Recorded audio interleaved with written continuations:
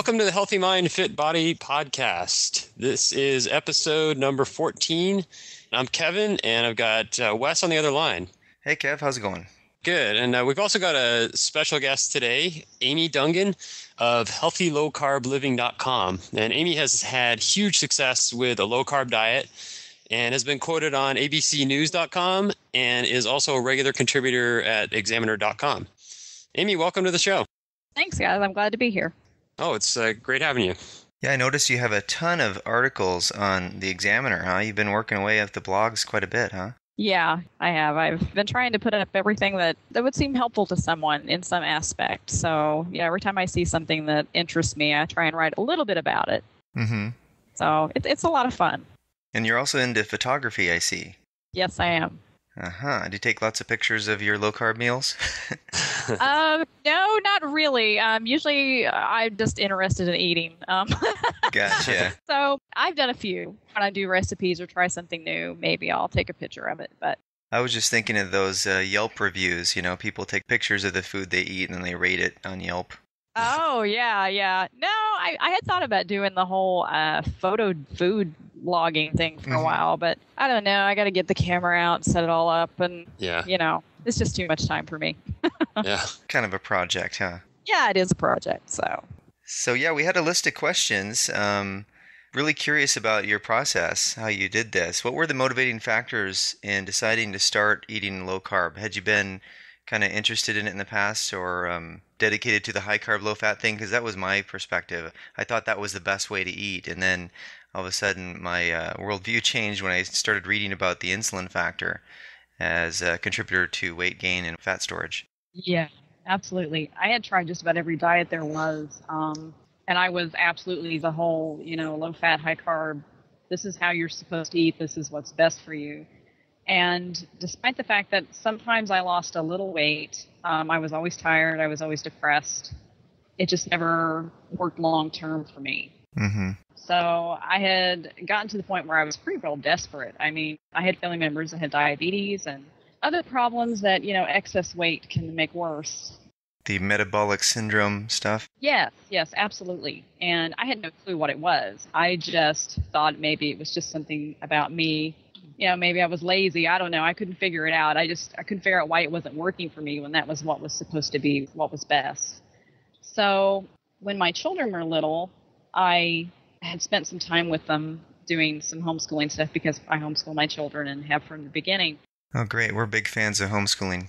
Oh, it's great, but it sure takes a lot of time and energy. And I was having a hard time keeping up with my kids. And they had all this energy and they were ready to just go when they got up in the morning. And I was dragging, and I knew part of it was my excess weight, but I also was afraid that it was health issues. I just didn't know what was wrong with me. I just knew something wasn't right. So I started doing some studying and started reading up on insulin and the energy issues that too much insulin can cause. Mm-hmm. And before I know it, I was giving the low-carb diet a try. And before, I would have been the biggest skeptic. I just, I would have said, oh, no, that's not healthy. You're going to kill yourself with that kind of diet.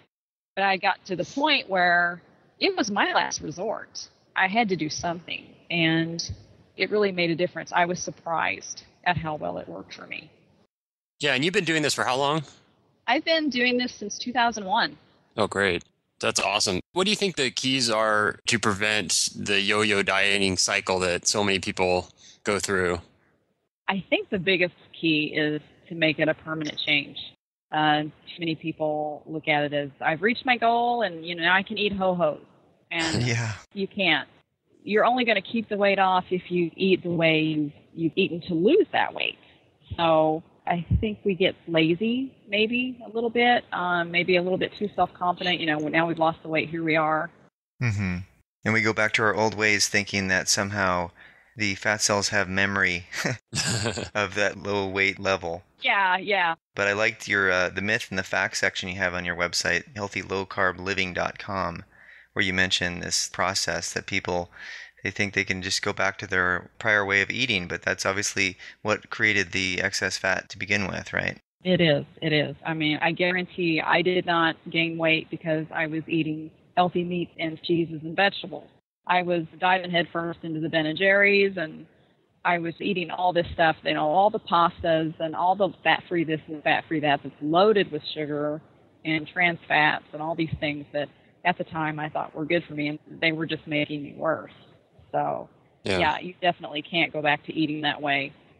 Yeah, our whole culture is inundated with carbs. And so the notion that low carb diets are some strange way of eating, I think, is the result of just being inundated with all the carbs. Really, a low carb diet is a lower carb diet when you look at it realistically. Yes. But nonetheless, the Atkins diet has an induction phase at the beginning to really kind of kickstart that process of burning the fat.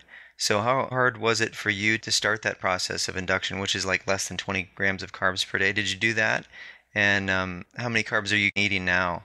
I did do the induction, and at first it was difficult. I had horrible cravings, and I think I remember dreaming about foods that I couldn't eat for a couple of nights.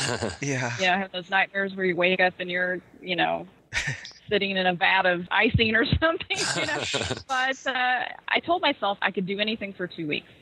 Mm-hmm. So if I didn't feel better or see improvements after 2 weeks, then, I would try something different. But I had heard such wonderful things about the low-carb diet, and like I said, it was kind of a last resort for me. I had to do something. But by the end of the first week, something just amazing happened. I realized I wasn't obsessing over food anymore. My hunger was under control. My cravings were under control. A lot of times I wasn't even hungry. I almost had to remind myself to eat, which is the exact opposite of what I've ever experienced before. On low fat, I was just counting the minutes till my next meal. Sure. Because I was so hungry. So I wasn't obsessing anymore. And that was huge for me. It was a big eye-opener. So I currently still eat fairly close to induction levels because I did have some weight gain and I'm working it back off. But when I was maintaining for quite a while, I stayed around 40 carbs or so. Mm-hmm. I didn't go much higher because I found that I did start gaining after that. I just seemed to be very, very sensitive. Interesting. Yeah, so I've kept it pretty low, but for the most part, I know they say the brain needs carbs, blah, blah, blah. Well, I don't have any brain damage, and I've been on it since 2001, so I think I'm doing okay. Yeah, it does fairly well on ketones. I know that there's a discrepancy between what Barry Sears says, that you need to eat enough carbs to feed your neural system, and Atkins says use ketones. And I don't think there's really hard evidence to show that one is preferable to the other. I don't think so either. And from what I've read, the body will create the glucose it needs anyway. Mm-hmm. Yeah. Right. So we have to have 130 carbs minimum for our brain to function properly is ridiculous.